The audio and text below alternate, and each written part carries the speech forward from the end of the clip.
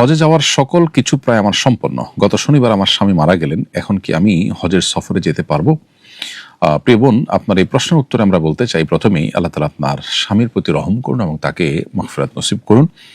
দ্বিতীয়ত, কারোর স্বামী মারা গেলে সেই নারীর উপর ইদ্যত পালন করা আবশ্যক এবং সেই ইদ্যত হলো 4 মাস 10 দিন।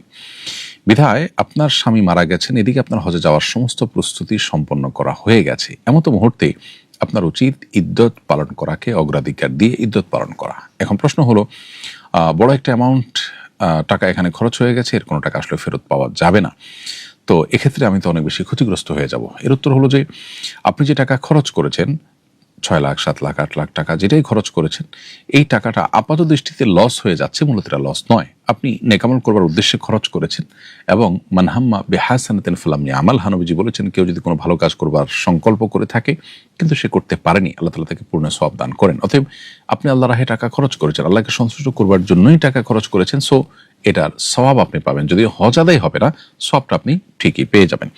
এজন্য ইদ্যতকে আপনার অগ্রাধিকার দিয়ে ইদ্যত পালন করা উচিত। আল্লাহ তাআলা পরবর্তীতে কখনো তৌফিক দিলে আপনি হজ করবেন। আপনার এবার যে টাকা খরচ হয়ে গেল, এরপর যদি আপনার কাছে হজ করবার মতো কোনো টাকা না থাকে, আর কখনো না আসে, হজ ফরজ হওয়ার মতো কোনো অপশনই আপনার না আসে, তাহলে সেক্ষেত্রে আপনার জন্য হজ করা আবশ্যকই হবে না। আর যদি হজ অনেক আগে থেকে ফরজ হয়ে থাকে, সেটাকে আপনি বিলম্ব করেছেন, তাহলে পরবর্তীতে আবার টাকা পয়সা জোগাড় করে আপনাকে ফরজ হজ আদায় করার চেষ্টা করতে হবে, কিন্তু ইদ্যতকে আপনি অগ্রাধিকার দিবেন। যদিও এক্ষেত্রে সৌদি আরবের উলামায়ে কেরাম অনেকেই ভিন্ন মত পোষণ করেছেন। তারা বলেছেন যে অনেক বেশি আর্থিক ক্ষতির যে আশঙ্কা আছে সেটি এড়াবার জন্য যদি কোনো বোন এমত অবস্থায় হজ করতে যান, তাহলে সেক্ষেত্রে আশা করা যায় তিনি গুনাহগার হবেন না, তবে হজরত অবস্থাতেও তিনি ইদ্যতের বিষয়গুলোকে মাথায় রাখবেন, বিবেচনা রাখবেন, খুব বেশি সাজগোজ করা ইত্যাদি থেকে বিরত থাকবেন এবং যথাসম্ভব দ্রুততার সাথে হজ শেষ করে আবার তিনি ইদ্যত কন্টিনিউ করবেন। তবে নিরাপদ মত হলো প্রথমটি যেটি বললাম, অর্থাৎ ইদ্যত কন্টিনিউ করা। আর শেষে যে মতটি রয়েছে, এটি শেখ মোহাম্মদ সাল্লাহ মুজাহিদ হাফিজাহুল্লাহ ইসলাম কিউতে একটি ফতোয়া উল্লেখ করেছেন অনেক উলামায়ে কেরামের মত হিসাবে। অতএব পুরো বিষয়টা হলো যে মৌলিক মাসআলা হলো ইদ্যত পালন করা, তবে অনেক বেশি আর্থিক ক্ষতি থেকে বাঁচার জন্য উলামায়ে কেরামের অনেকেই অনুমোদন করেছেন।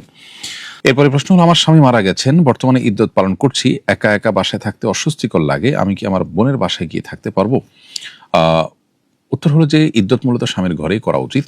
কোনো কারণে যদি সেখানে করার মতো কোনো পরিবেশ না থাকে, যেটা সেখানে বরং ইদ্যত পালন করতে গেলে তার জন্য কোনো রিস্ক থাকে, তাহলে সেক্ষেত্রে তিনি বোনের বাসায় গিয়ে ইদ্যত পালন বা অন্য কোথাও গিয়ে ইদ্যত পালন করতে পারবেন। কিন্তু আপনার এখানে আপনার বর্ণনা অনুযায়ী স্বামীর ঘরে ইদ্যত পালন করতে তেমন কোনো অসুবিধা হচ্ছে না, অতএব আপনার এখানে ইদ্যত পালন করা উচিত। যদি খুব একাকী ফিল করেন, এখানে কেউ নাই, সেটা আপনার জন্য কোনোভাবেই আপনার সুইটেবল না হয়, তাহলে সেক্ষেত্রে কখনো কখনো যদি প্রয়োজন হয় একান্ত বোনের বাসায় যাওয়া, সেটা আপনি যেতে পারেন। তবে একান্ত নিরুপায় না হলে, একান্ত প্রয়োজন না হলে সেটাও করা উচিত নয়।